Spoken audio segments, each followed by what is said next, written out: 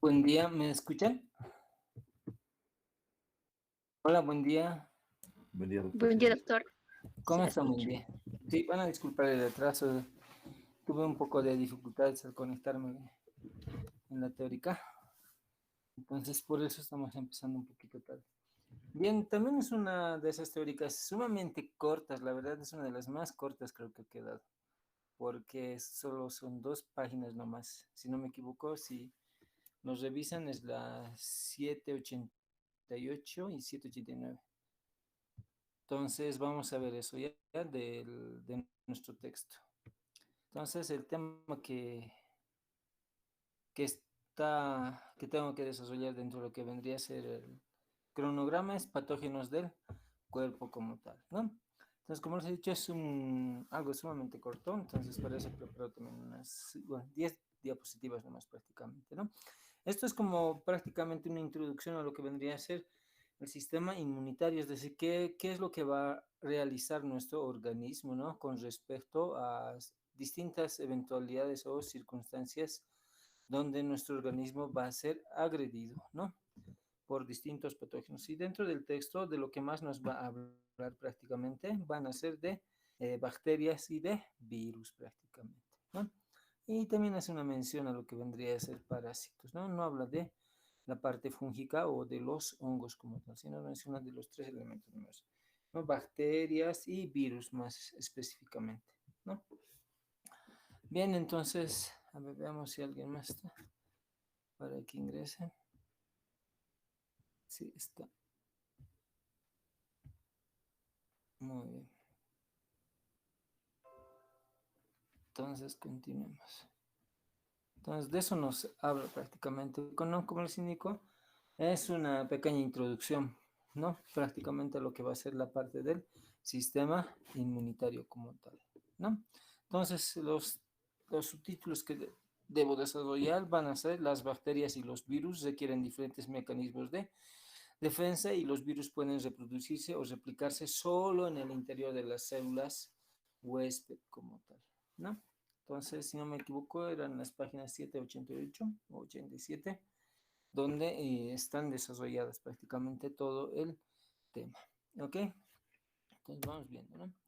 Entonces, ¿qué es lo que nos dice nuestro texto prácticamente, ¿no? Nos habla sobre el origen de las enfermedades a través de distintas entidades, ¿no? O también que se denominan si fuera parasitarias, vectores, ¿no? O agentes etiológicos como tal, ¿no? De estas enfermedades generalmente van a ser del tipo de enfermedades infecciosas, ¿no? Entonces, en el texto nos menciona que las enfermedades infecciosas más prevalentes van a ser de origen viral y bacteriano prácticamente, ¿no? Y también nos menciona que puede haber problemas de enfermedades con respecto a los parásitos, ¿no? Cuando hablamos de parásitos hablamos de infestación prácticamente, ¿no? Dentro de los parásitos se habla de los parásitos multicelulares, ¿no? Como son los ancilostomas y los tremátodos, ¿no? De eso nos habla prácticamente, ¿no? Ahora bien, no solo dice estos agentes pueden provocar una respuesta de nuestro organismo, ¿no? Especialmente de las células de defensa, sino nos indica también que cualquier célula o molécula exógena, es decir, que está fuera de nuestro organismo, puede provocar o si no va a tener una respuesta potencial que te puede realizar nuestro organismo, ¿no? Del tipo inmunitaria prácticamente, ¿no? Y generalmente con respecto a lo que vendría a ser la parte de los parásitos, nos habla sobre el paludismo, ¿no? ¿Cuál es el otro nombre del paludismo? ¿Alguien se acuerda? Bueno, seguramente Malaria. malaria, ¿no ve? Del malaria. Y aquí a nivel de lo que vendría a ser los yungas, a veces también les dicen chufchu, ¿no? O eso en idioma aymara, ¿no? En chufchu también le dicen, ¿no?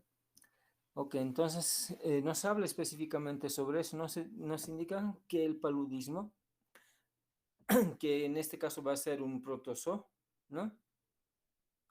Y que afecta prácticamente a los seres humanos cuando les pica un mosquito, ¿no? Y van a ver que cerca de 212 millones de personas en el 2015 habían estado enfermos con ese tipo de patología como tal. No nos indican también, ¿no? La cantidad de personas que han tenido, qué sé yo, problemas o han desarrollado algún tipo de secuelas, ¿no? Con respecto a esta patología del paludismo, pero sí nos menciona prácticamente que ha producido ese año unos 400.000 muertes prácticamente, ¿no? Y ustedes saben que hay tratamiento prácticamente para lo que vendría a ser la malaria o paludismo, pero pese a ese tratamiento, algunas personas fallecen, mueren prácticamente, ¿no?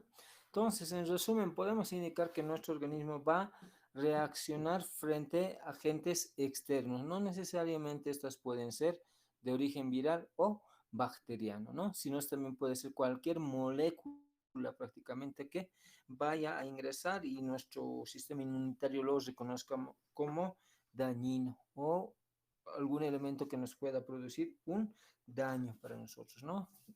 Van a ver también que a veces ese término para esas moléculas que son dañinas para nuestro organismo, no, que también a veces las denominan como tal, ¿no? Bien, pasemos. Entonces, ahora, ¿cómo ingresa prácticamente? No olviden que la piel es una barrera de defensa para nosotros, entonces tendrían que ingresar por la vía aérea y el otro va a ser por la vía digestiva también, ¿no? Ahora, con la vía digestiva tiene que ingresar a través del alimento o como dice aquí, a través del agua prácticamente, ¿no? Entonces, por eso dice que algunos patógenos ingresan al cuerpo a través del tubo digestivo, incorporados en agua y alimentos contaminados prácticamente, ¿no? Entonces, por eso a veces nos recomiendan que cuando consumamos agua, generalmente sea potable prácticamente, ¿no? Es decir, que haya tenido distintos procesos para desinfectar prácticamente ese líquido elemento para nosotros, ¿no? Y que la mayoría de los alimentos que vamos a consumir hayan sido cocidos, ¿no? O hayan sido hervidos de forma adecuada como tal, ¿no? Para por lo menos eliminar la mayor cantidad de agentes nocivos para nuestro organismo como tal, ¿no? A eso se referencia prácticamente eso. Bien. También haces referencia a lo que vendría a ser la parte de los hongos, ¿no? Dentro de los hongos nos menciona la histoplasmosis, ¿no? Que se inhala prácticamente, ¿no? Por los años 2011, si no me equivoco, estaba de moda en estos elementos, ¿no? Cuando había el ataque de las... no era prácticamente un hongo, sino será el carbunco, ¿no? Que igual se transmitía por vía aérea prácticamente, ¿no? Las mandaban en cartas para que las personas se vayan a enfermar una vez que abran el sobre, entonces esos polvos salían y la persona se enfermaba prácticamente. El antrax era eso prácticamente, no, no era parte de un hongo como tal, ¿no? Pero aquí, como nos indica la histoplasmosis, los hongos dice causan fiebre del baño, como la histoplasmosis, ¿no? Y generalmente estas a veces se suelen inhalar prácticamente, ¿no? Ahora bien, otro elemento también que nos puede llegar a causar algún problema en nosotros va a ser el traumato sanguíneo esquistosoma, ¿no? Que dice que excavan a través de la piel e ingresan, bueno, succionan la sangre a nuestro organismo como tal y por ende también nos está produciendo daño, ¿no? Ahora, tanto microbios como parásitos, dice, pueden ingresar a la célula huésped para intentar evadir la respuesta inmunitaria, ¿no? O si nos puede permanecer en el compartimiento extracelular prácticamente, ¿no? Entonces, ¿qué es lo que pasa cuando nosotros nos enfermamos? Cuando hay esos entes o esas estructuras o elementos que nos van a poder causar daño para evadir a las células que nuestro organismo tiene de defensa, a veces dice tratan de ingresar al interior de nuestras propias células, ¿no? O si nos permanecen en el compartimento extracelular, donde generalmente van a ser atacadas prácticamente por el sistema inmunitario como tal, ¿no? Entonces hay distintos tipos de comportamientos, tanto para la parte microbiana de las bacterias como tal, ¿no? Y también como algunos parásitos, ¿no? Eso ocurre prácticamente con la malaria, ¿no? Los famosos plasmodium, ¿no? Eso ocurre con el plasmodium. Muy bien. Ahora bien, así como nuestro organismo tiene mecanismos de defensa, las bacterias y los virus también van a tener distintos tipos de mecanismos y de defensa prácticamente, ¿no? Y en el cuadrito del gráfico que nos muestra prácticamente en el texto es este, ¿no? Y los resume, ¿no? Y los resumen de esta manera, ¿no? Donde nos va a mostrar tanto la estructura, la condición de vida, el material genético que tiene y la sensibilidad a algunos fármacos que vamos a encontrar, ¿no? Para las distintas entidades como tal, ¿no? Con respecto a las bacterias, vamos a ver que con la parte de las estructuras nos indica que son células sin orgánulos, ¿no? Organelos, si ustedes quieren, ¿no? Y estas células están rodeadas, dice, ¿no? Por una pared celular, ¿no? Y algunas tienen una cápsula adicional que se denomina cápside, ¿no? Más adelante eso lo vamos a ver, ¿no? Condiciones de vida. La mayoría puede sobrevivir, dice, y reproducirse fuera de un huésped, ¿no? ¿Qué material genético tienen este tipo de elementos o microorganismos denominados bacterias? Tienen un cromosoma de DNA circular único como tal, ¿no? Y sensibilidad a fármacos, la mayoría puede ser destruido o suprimido por antibióticos, ¿no? Por eso también se hace un cultivo y antibiograma, ¿no? Entonces el cultivo hacemos para que estas bacterias proliferen y antibiograma hacemos prácticamente para saber a qué fármaco es sensible esa bacteria como tal, ¿ya? Entonces, esos son los. Con respecto a los virus, la estructura, dice, no son células como tal, ¿no? Van a tener un centro de ácido nucleico encerrado en una cápside proteica, ¿no? Y algunos tienen envoltura externa también, ¿no? Con respecto al virus, ¿no? ¿Cuáles son las condiciones de vida? Deben tener una célula huésped para reproducirse, ¿no? Van a actuar entonces como los parásitos, ¿ya? Con respecto a la parte genética, pueden ser DNA o RNA, ¿no? Desoxirribonucleico o ribonucleico, ¿no? Con respecto a la sensibilidad de fármacos, no pueden ser destruidos por antibióticos, ¿no? Algunos pueden ser suprimidos con fármacos antivirales como tal, ¿no? Muy bien. Ahora, con respecto a acá, digamos, no sé si, bueno, han debido de tener también ustedes acceso a los protocolos, ¿no? Del año pasado que han sacado el CDS, donde no, en realidad no utilizábamos la citromicina, que es un antibiótico para atacar a las bacterias, sino es para las neumonías asociadas al COVID prácticamente, ¿no? Han debido de ver. No estaba, han sacado un protocolo donde sí se encontraba ese antibiótico como tal. Pero como les indico, no estaba, qué sé yo, prescrito la citromicina para directamente para el COVID, sino es para las secuelas, ¿no? Como es la neumonía asociada al COVID, ¿no? Bueno, también el año pasado debí ver que para hacer tratamiento del virus se ha utilizado un fármaco antiparasitario, ¿no? ¿Se acuerdan cuál era ese fármaco antiparasitario?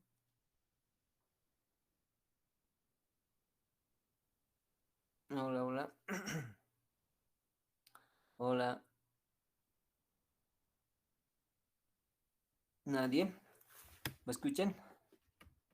Ok, entonces en esta parte van a hacer un poquito mucho más de énfasis, ¿ya? Yo voy a hacer preguntas con respecto a esta partecita de este cuadrito, ¿ya? Para el examen, vayan notándose eso. Ok, ¿nadie se acuerda qué se denomina? Era la ivermectina, ¿no? La ivermectina, ¿no? Bueno, la ivermectina, por ejemplo, es de amplio uso en la parte de veterinaria, ¿no? Especialmente para la parte de los ectoparásitos, ¿no? Se utilizaba, ¿no? Entonces, yo la verdad, primera vez que vi la ivermectina venía en botellones grandes de medio litro, si no me equivoco, ¿no? Y de acuerdo a eso se dosificaba, porque sé ver que saben utilizar para animales mayores, hablamos de las vacas, toros, para ir a desinfectar esos, ¿no? Entonces, y después nada, después de cierto tiempo ya han utilizado eso, ¿no? Y con respecto a los estudios nuevos que se han hecho, han visto que no tiene mucha incidencia, ¿no? Prácticamente en el tratamiento de esa patología, como es la del COVID, ¿no? Pero como anécdota, ¿no? Podemos indicar que se ha empezado a utilizar, ¿no? Y eso ha sido gracias a la publicidad que se ha hecho a un estudio, ¿no? En Australia, donde han visto que grandes cantidades de ese medicamento ivermectina sí podía disminuía prácticamente la replicación del virus, ¿no? Pero eso era in vitro, es decir, no era en personas, no ese estudio, ¿no? Sino era prácticamente fuera de ello, ¿no? En unas cajas Petri, ahí, ¿no? Pero bueno, hasta el momento ya no se utiliza en ese sentido, ¿no? Para el tratamiento de esa entidad patológica, ¿no? Muy bien. Entonces, bueno, vean este cuadrito, ¿no? Estas diferencias entre bacterias y virus como tal, ¿ya? Ahora, los virus dice que no son células, ¿no? Están compuestos con ácido nucleico, DNA o RNA, ¿no? Cerrados en una cubierta de proteínas virales denominadas cápsides, ¿no? Bien, ¿qué condiciones de vida tienen que tener y cómo va a ser la reproducción? Pues la mayoría de las bacterias pueden sobrevivir y reproducirse fuera de un huésped si tienen los nutrientes, la temperatura y el pH adecuados prácticamente, ¿no? Esto con respecto a lo que vendría a ser la bacteria, ¿no? Con respecto a los virus, ¿no? Los virus deben utilizar la maquinaria intracelular de una célula huésped para replicarse como tal. Ahora, con respecto a las bacterias, no todas, ¿no? Algunas sí, algunas no. Por ejemplo, no puede, algunas el Clostridium titani, por ejemplo, puede estar en el medio ambiente, en la parte de los elementos que tienen hierro como tal, ¿no? Ahora, el texto no nos habla, ¿no? Sobre una entidad patológica, bueno, que es mucho más pequeña, ¿no? Es la partícula más pequeña, más pequeño que el virus. ¿Se acuerdan? Hay un elemento más pequeño que el virus, ¿alguien sabe? Y es más, por 1990 debido de ser que ha producido este ente un tipo de patología a las vacas prácticamente, ¿no? Y se ha conocido en esa época como la enfermedad de las vacas locas, ¿no? ¿Alguien sabe su nombre? Esporas, doctor. No, te cuento que no. Ahorita yo otra vez. Empieza con P. A ver, busquen en el o googleen, digamos. Agente etiológico de la enfermedad o el mal de las vacas locas.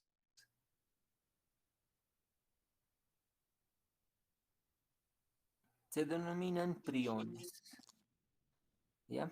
Entonces, en esa época también igual era de boga, ¿no? El estudio de los priones, de tal manera que se han empezado a matar mucha cantidad de cabezas de ganado, ¿no? En Inglaterra específicamente. Bueno, eso ha pasado en el continente europeo. Dios gracias no ha llegado acá, ¿no? Entonces, ¿por qué les dicen enfermedad de las vacas locas? Porque afectaba específicamente a la masa encefálica, ¿no? Y podríamos decir semiológicamente y clínicamente que las vacas daban vueltas alrededor suyo, digamos, ¿no? Como si estuvieran, como el gato, digamos, cuando quiere comer o perseguir su colita, ¿no? Gire, gire, igual el perrito. Entonces eso sí, ¿no? Y en esa oportunidad, si no me recuerdo, se ha reportado un solo caso nomás en la parte de la que pasara del hombre al ser humano, ¿no? Más de eso no, más bien lo han controlado en esa época, ¿no? Por los 1990 debió de ser. ¿No? Entonces ahí hay otro agente etiológico mucho más pequeño que el virus, ¿no? Que se denomina prión, ¿no? Que te causa del mal de las vacas locas como tal, ¿no? Entonces, como les he dicho, igual había alimentos para que se daban a los animales, harinas especialmente que contenían elementos del tubo digestivo, es decir, lo han debido de secar seguramente, y pues lo han pulverizado, no lo han utilizado como alimento forrajero, ¿no? Creían que era a partir de eso, ¿no? Que se contagiaba o contaminaba las vacas, ¿no? Entonces, como les digo, eso es solo para el estudio y, bueno, como antecedente para nosotros, ¿no? Entonces, tampoco les voy a preguntar eso, ¿no? Pero les informo en ese sentido, que es prion es una partícula mucho más pequeña que el virus, ¿no? Y te produce también distintas patologías. Una de las más sonadas y las que más he escuchado ha sido la enfermedad del mal de las vacas locas como tal. ¿Ya? Eso ocurre. Pasemos entonces, ¿no? Entonces, como habíamos visto, entonces habíamos indicado que algunas bacterias van a ser sensibles a distintos fármacos como tal, ¿no? Y para ello debemos hacer un cultivo y antibiograma, ¿no? Entonces, por eso dice, la mayoría de las bacterias pueden ser destruidas, ¿no? Por los fármacos denominados antibióticos y estos fármacos van a actuar directamente sobre las bacterias y las destruyen e inhiben su crecimiento. Entonces, los fármacos que vamos a utilizar van a tener distintas acciones, ¿no? Se denominan a estas bacteriostáticas y bactericidas, ¿no? Las bactericidas son las que las matan prácticamente, ¿no? Y las bacteriostáticas disminuyen la multiplicación, ¿no? O alteran la manera en la cual se multiplican prácticamente las bacterias, ¿no? Por eso se dice bactericidas y bacteriostáticas como tal, ¿no? O aminoran o inhiben el crecimiento de las bacterias, ¿no? Muy bien. Ahora, aquí algo sumamente importante, los virus no pueden ser destruidos por los antibióticos, ¿no? Entonces, generalmente cuando se trata de una patología viral, nuestro propio organismo trata de resolverlo prácticamente, ¿no? A veces les damos antipiréticos eh, o elementos o bueno, fármacos para bajar la temperatura, ¿no? Bueno, o para el malestar general que tiene la persona. Dentro de ellos, digamos, dentro de los tratamientos, cuando tienes algún tipo de patología viral, digamos, si te da mucha fiebre, entonces puedes tomar un antipirético, ¿no? Porque sabes que la resolución va a ser eh, de acuerdo al sistema inmunitario de tu organismo, ¿no? O si no, a veces también se utilizan medicamentos antivirales o retrovirales, como se indica, ¿no? Por ejemplo, cuando hay patologías como del VIH, se utilizan retrovirales, ¿no? Es lo más raro, ¿no? Miren, es una patología, por ejemplo, de eso del virus, del COVID, no son ya más de 2 años y están inventando ya muchos tipos de fármacos y muchos elementos para la prevención, pero para dos entidades que nos han acompañado o dos patologías que son de larga data, el VIH, por ejemplo, se habla desde los 1980 hasta ahorita, no han encontrado, ¿no? Todavía algún medicamento o fármaco que pueda llegar a resolver esta patología, ¿no? Ya 80, casi más de 30 años, ¿no? Cerca casi 40 ya va a ser, ¿no? Y el cáncer, ni qué decir, es mucho más largo todavía, ¿no? Pero para el COVID sí estamos, se está tratando de dar solución, ¿no? Para que no nos podamos extinguir prácticamente, ¿no? Entonces, no se olviden eso, cuando hay una patología viral, o cuando tienes una enfermedad cuya etiología es viral, el tratamiento es sintomático, ¿ya? Sintomático, es decir, solo vas a controlar alzas de temperatura, adinamias, astemias, qué sé yo. No, no le vamos a dar ningún antibiótico, ¿no? No se le da prácticamente, ¿no? Nuestro texto, por ejemplo, pone de ejemplo el herpes simple, ¿no? El tipo 1, ¿no? Entonces ahí le damos un medicamento para los virus también, ¿no? El aciclovir, ¿no? Comprimidos y viene también en cápsulas, ¿ok? Entonces, a eso hace referencia a esto, ¿no? Que algunas infecciones virales se puede tratar con fármacos antivirales como tal, ¿no? Entonces, un fármaco antiviral tenemos el aciclovir, que lo utilizan mucho, ¿no? Se utiliza mucho en ese sentido, para el tratamiento de el herpes, a veces también para ¿no? Para otro tipo de patologías como tal, ¿no? Bien, entonces los virus, dicen, solo pueden replicarse en el interior de las células huésped, y este es el mecanismo como se pueden replicar, ¿no? El ciclo de replicación de un virus comienza cuando éste invade la célula huésped, ¿no? Ahí ingresa en el interior y está libre de la cápside como tal, ¿no? Entonces, ¿qué es lo que hace al interior cuando ya está en el interior de la célula? Dice que el ácido nucleico del virus toma el control de los recursos de la célula huésped, ¿no? Para producir nuevas partículas virales, ¿no? Que puedan infectar otras células como tal, ¿no? Y aquí también, como hemos visto hace rato, nos da ejemplo el virus del herpes simple tipo 1, ¿no? También nos habla sobre la varicela zoster, ¿no? Que causan herpes labial y la varicela respectivamente, ¿no? Y dice que especialmente este de la varicela, se ocultan, dicen, la célula huésped y se replica solo en forma esporádica, ¿no? Entonces pueden ocultarse también, ¿no? En la célula. Especialmente esto, ¿no? Herpes simple tipo 1 y la varicela como tal, ¿no? Bien, se llegan a ocultar. Bien, entonces esta es la última diapositiva. Como les he dicho, son 12 capítulos nomás en los que tenemos que tocar. Después ya si ven el texto y empieza con lo que vendría a ser el sistema inmunitario como tal, ¿no? Entonces, como hemos visto más, habla sobre bacterias y específicamente el virus, ¿no? Pues yo pienso que de toda esta teórica, este es el cuadrito del que tienen que leer más, ¿no? Porque en este cuadrito se resume prácticamente todo acerca de lo que vendría a ser las bacterias y virus con respecto a la parte fisiológica, ¿no? Yo supongo que en bacteriología han debido de llevar un poquito más ampliado esta parte, ¿no? Al inicio. ¿Ya? Muy bien. ¿Tienen alguna consulta? Hola. Hola, hola.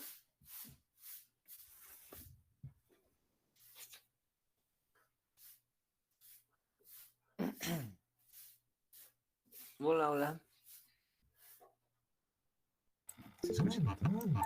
Ok, ok. Entonces, como les he indicado, esas dos partecitas nomás eran las que nos tocaba ver. ¿Ok? Muy bien, entonces, si no, ¿tienen alguna consulta?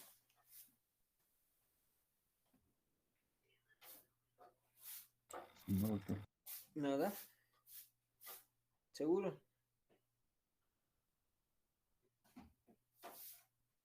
Sí, doctor, muchas gracias.